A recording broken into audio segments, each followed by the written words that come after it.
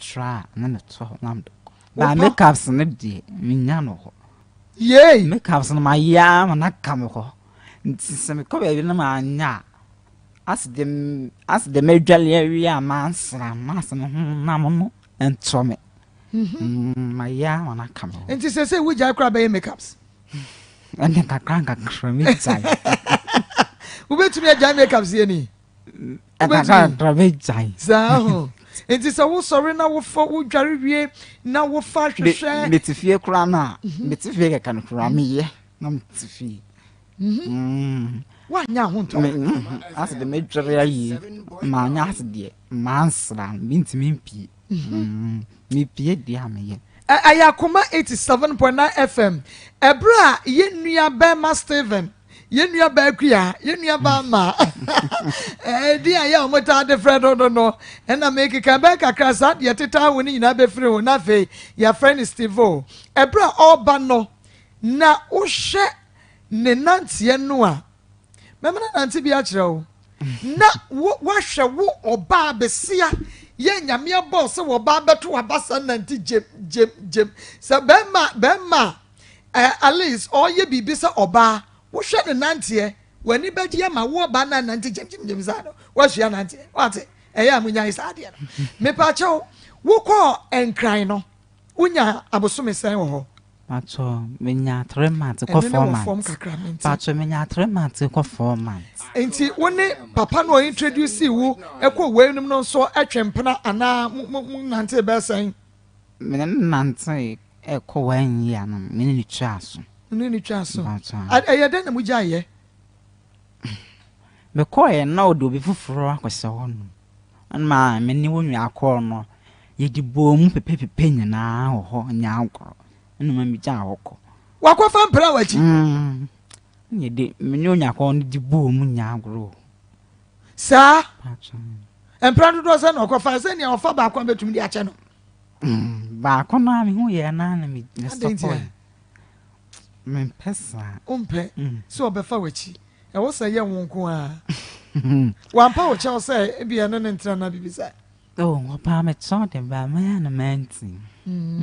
wo ko ye ni nyina wo busuafo wo bia mfra wo anhwehwe wachi akwan da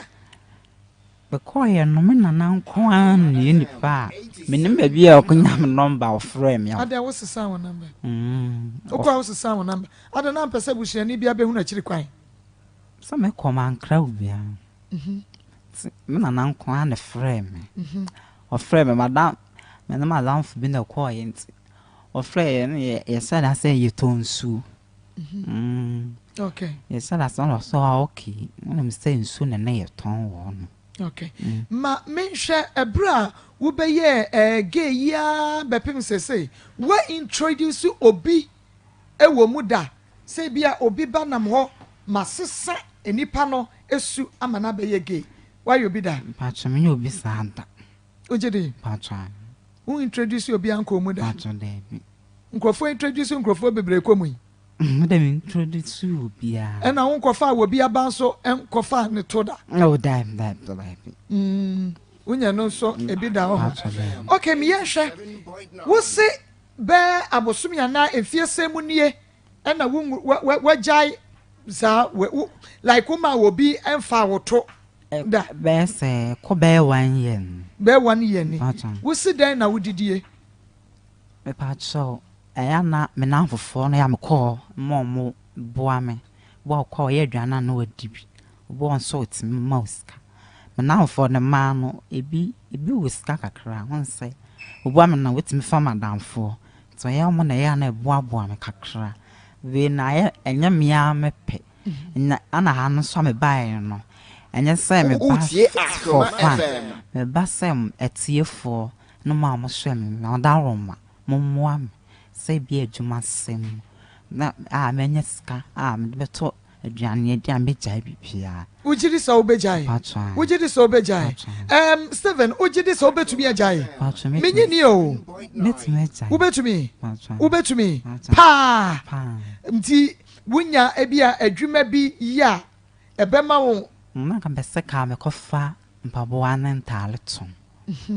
ne womans Kan no be man boa me kakra. Me bed and go down so that be a magiska na me ama ye adwuma. Na me sa akoma no. Yehwe sesei nkrofo obi timi sori na wakọ campaign bi na baabi me kopa adwuma me pacho wo wasori akọ baabi se wo kopa adwuma da. Oh, my through application baby. Ya frɛ Utie Akoma FM. My ba koda. Me ye ba ko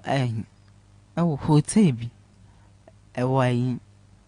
Was Santa side one more. Ba me ye be 1 week. Me sha name one name jai. O kwa me man how out. na kopa adwuma hotel. Adwuma mu ani hotel adwuma mu eya akọ bibia wo ho. So as what trap bankwai one no bankwa no atwa fufu otum bi say They say adwuma wo ha hotel. And restaurant. And next store adwuma nkwa no. Wan ko square no e kira no adwuma wo ha. Okay. Enti wakọ restaurant bi se okopa adwuma ama ya ka kire wo say said ye wusiti enti ye ma adwuma nye wawura anwuma bi mu ama ya pamo ana ya ka said ye wusiti enti ye ma adwuma. On pamo me by one from sebla be adwuma. Menti o. Obo ha okwa one fa. Obetra be case no be di enso one from. Okay. Nti yen frɛ ukwa ne agye application ya se kɔ ya be frɛ Ya be from. yen frɛ ma mi sɛ wo asamba ko ye fa wo to anye bia no wanya how effect bi ɛwɔ otro hono tokoro mu Me pa cho na me hwɛ mo so yinti. Utie Akoma FM. wanya infection bia yade bia ma ho Pacho ya le bia no. mesra meka metsa bisa me pacho wo to kwan no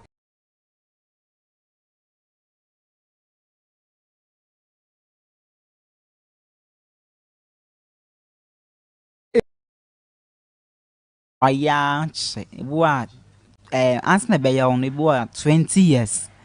And I call 25 years no. Afa na obenya signs so. Mas me die and che biasa. Me nya infect biasa. nya effect biasa ebinum bo pampers na wo pampers da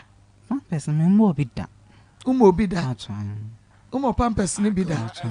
but bibia ye Bibia e okay. Hey, Akoma 87.9. Etiefo na interview no. Ye rewra mu ni adredre mu ni abibi mu ni afifi mu na bibia wo nya bia no ene yama wo ehunu no ewo adwuma no a ekoso no emo. Enti wo de woto kwan no wunya problem bia na me pa che wo. Mame misa wei. Wakwa akohia be ma bia ewo wo entire adwuma no wa ye be say fie be say ni 3 years. 3 years ni bema bia wotumi ru sampa wo shelodu pa ma wantumi ka jense mi wura fa osika na me kom ba bi Adama ko bia me call yen na eso. Ana ntimi. Ono nse me ma no kwate asole no de. Enya ade obegya me. Na me na ni kontwa ho wo no mpa ho. Aso do beso wote na me na ni kontwa ho. Ti we de nyame boa me. Na me bie ni gate ne fast. Na me nya akwan huri ni ho edwan bae. yeah merry go run na mo ya wadam na ya ono ne dem Ono an dem. eso ti say Ano no kra no, ano pono kra no nya agro. Utie Akoma FM. erade makubi osmi nguda yeah chira me Ano pono na nya agro. Ana sa esun gina so. Timi oyi en me yam hye me. ye no Yam hye me. Na me se we die me ntimi. Wa fa ma wonya fa emma ho no kra no wuntumi Aya sa nkada no nko anka mewu. sa wunhia bi sada Mi se ada. ano de nti wan fa Wan fa me dwane. udwane na ade asa no pa wi anwum na Na adwo me kwa na dwo. Me dwane kofi. udwane ko fie okay yenhwe sesei no wunyi ni se na say ye ba ye ebi say ye chigefo ye chi lesbian for ye bebu omo ye beku omo ehuhu nti na say wu dwane ye fra adwuma no mu no men say no bi na hwa me ana me hu me ya wontimi meku me if say metima ka say obia all right ana nyakopon so do bia pa man and say onya akono hu na ebia wo futuo bia na odi ama no nya say hu no akoye ne hehe akobo no no na be manager nti nya no nti na ememe jaye nti sa wo tse say ya chi ge ni bi ya bro no na say video bi na me hwe wo Facebook say na ya wro ne ho o wo ma wura ya friend on nana kwame oh wini mo no wa hia ne no wa dum me hu ni da ye mo body no mame de ye mo bo why say bi ya ha ne ha no e mo bo me mpam ho asam ya na to me taya mo mi tu me ho nya de enti woni boy no nti wo hwe ni video no say na wo ye wo na ama wo hu me hu ya no me ya mo semen na ana me ka say me na mo to me a eyanim go ase this video na sa trend obia ana da no kra an mampie be se dem kra bi kra ba fie se bla we hwe video bi aba me se dem obi be from se me hwe video aba be hwe me se so ope mo be hwe video bi aba nti da no mampie and that it's kra no obi na sa kire me de tere me of so se hwe se obi na ya chena ya ro no wo ni sa ya wo feel saying oh na me yandi na me ya na wo suro se wo so be pie na me suro me pie dia me pia me tena ka no ma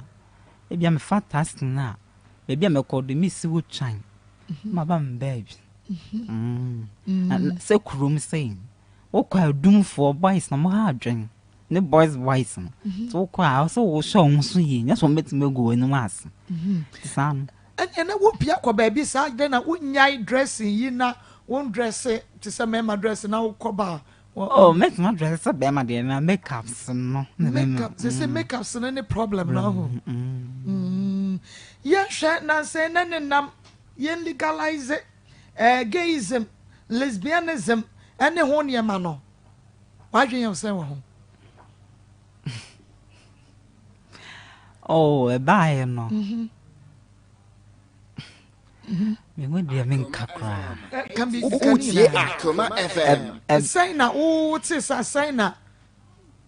o take on that dey oh me ba na dia na me dia me ye ma adwen say oh mo ya wo se mo yesi nti e ba san na ma ye ho ba yes san na esa pra esa no me be mant kra mampie e be so wonam o bit match wabo e be say metse na omosa bana na so wo chi bia chifa no ko police station na ma I am share aba me on dem tiase but we take and say me dem bisa question on yima no a me usa ko ayo we take on that and saying yen legalize said the encrophobia cano ana wa wuram wa hunu say enye nti won fo so me de me wuram say enye nti na me fo so ujide patron unyi ni say legalize anka wo nka be ye free ene obi antumi harazo be bia ko bia antumi ye said the wusi pe na wo de ko ana de mom say bia wo dress say oba na obi antumi nya osoi ana de mom bai say mo ja tum den na me de na me nyintu unyi ntum say wo mo nyi ntum adan na wonyi ntum ai adan na wonyi ntum adan na wonyi ntum because ebi ye bi wo mo de ji wo mo sika papa bi ebi kofo bebre ye bi o nti no won so wuwom ebi a wo mo legalize yan ka bebo wa nti adan na wonyi ntum oh na ka me die no besanka obia eye ne die si nsem de wow ye nse wogi tuma me mama nkra na mba akire no so bi so besese nti be mama no so I style anti na me so enna mama makoma say mumunyentum ebie mu sa no ase obi a fari so obekom tinkura ni bebrebe say but ekoye bibi say dia ne obi tane ba bi na so wo ye a ene wa honam na ode wa wo honam na wode ye akuya me pa cha mu be pagya de no na ye be kire ma ya ne nante esese fa wo bag ne say wo kon homa me a aya wo ye ne say o bag no wo kura ne say camera no me pa cha monya camera ne bibi ma me oh no wo ye be ma na so say ne nante say de obesi ya nante no I'm telling you we say yesu ya nante ye say be ma etimi enante say dia ene na oba e wo se wo hu ne sadie wo si nante ye enti yama Stephen sorry wa kwa kire kakra enti sadie wo si nante ye no na no wo de nante ba ye office no ye be say onante sa Stephen let's go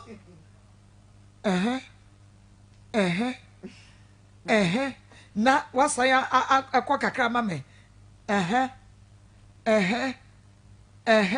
that's it me pacho wo ba kire me kwaya fa so asa na cat walk 90 we no wo sua ye mudwe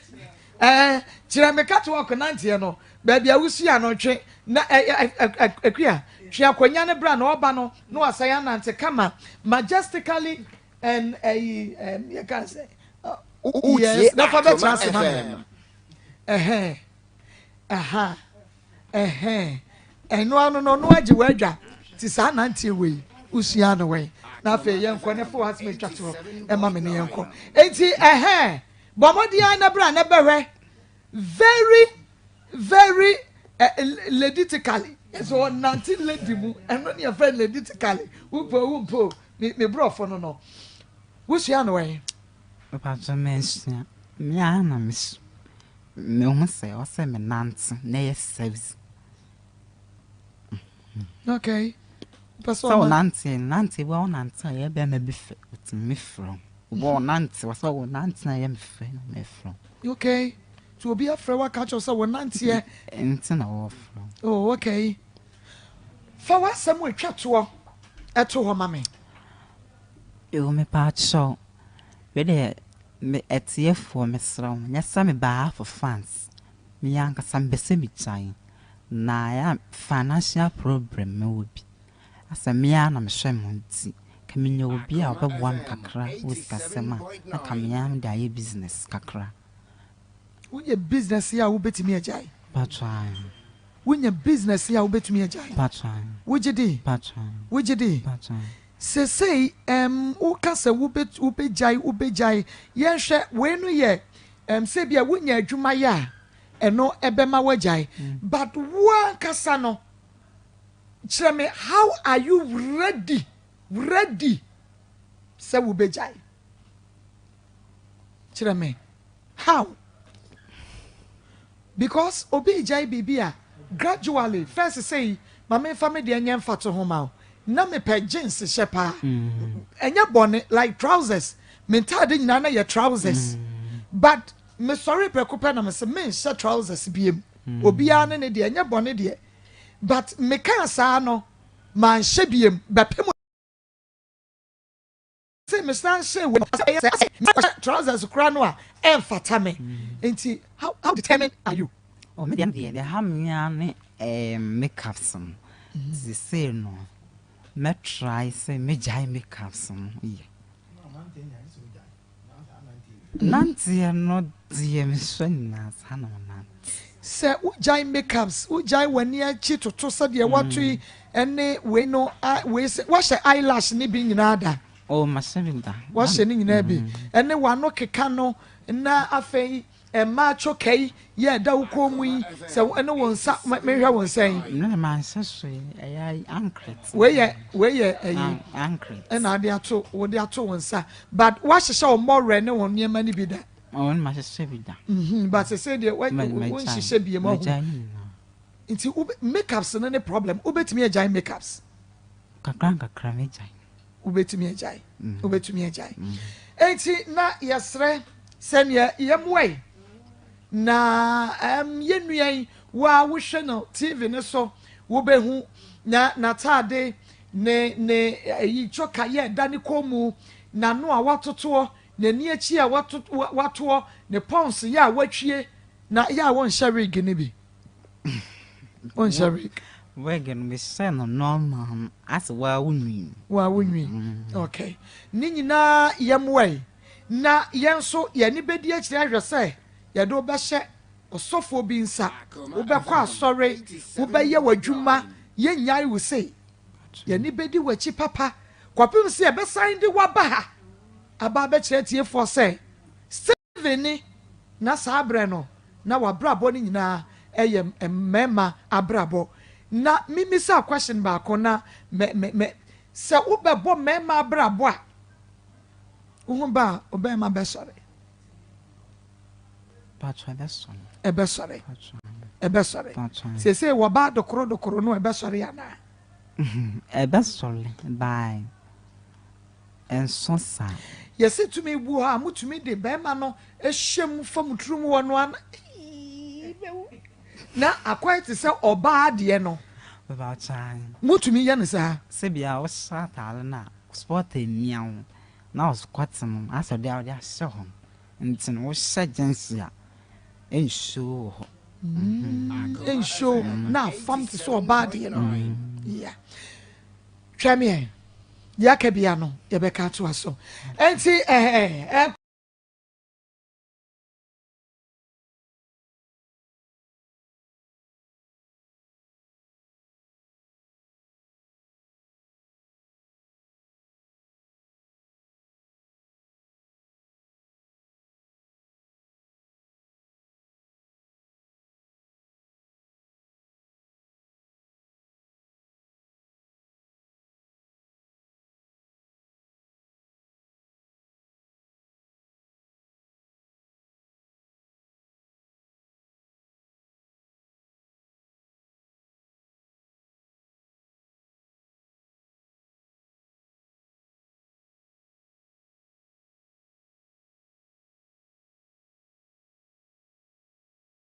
file say oh nsam dwumadie no waba na je se ba bia wo bia no won so wa ye ntem na wakotie anase wahwe bi enu nti Facebook wo like na wa comment na wa share adawroma ene die kwan so sika enafom de na nso mesro ba bia wo bia se wo hwe ni Facebook die a eya na wa share wo hwa na wa share Osha na washe ede amaye Abna Jane ena afei mame nyameche nyame nhyamo eni Facebook ahwefo aya aka womo eka share no nyame nhyamo ye papa Osha na obi nso enya bi ahwe ene operation sai muamonka operation sai one echi aha wa wini misro ebia na wo haw wo amane ebia ye wukunu ebia wo yire wo do ba kwa wade be ma no afa kuntura se ene wo ba no eda wo fa woni esan fa wo ba ana wo akra mo ba woni be ma ne ba na so be ma no efa wo ba no mo ka ankowie ka ya ba obayie hunhun mu de se de esitie bia bema ne hwa kora no wo ba no dia kora na koma bema foforo wo haw no sen na esi etie bomodia ne bo ne bede ne fa bedan akoma mu nsam abedwafo ya frame producers e was 0246 824549 0246 824549 and now 0246 903987 0246 903987 na ofra wonum enu bedi nkomo na person ba ha ye wo askra ye ne mo no kumase mo na edi enhwanimu Andrews anamanye patase shoemaker wabiatum nananum choba tede junction wonum so abiatum bo wo fie bo ewa asafo ene na ejese mekuma papa bi sister ba wo mu nyina bo wo fie mu nyina tie bi na information centers de dis in carry zongo assembly Suleiman Gaso filling station Eton fuel ne diesel ewon kranza wabi atum Arimbot at 32 Kochi ani brofwedu Waton Towns NFA security doors wabi edi atum Adepa information center Kochi afeti wabi atum Big J taxi driver pechi number 2 ne taxi ne super glue wadi aso enunti ento station biasa koma 87.9 FM na Big Love Radio one so was Spain make a say wabi edi atum diemu ezen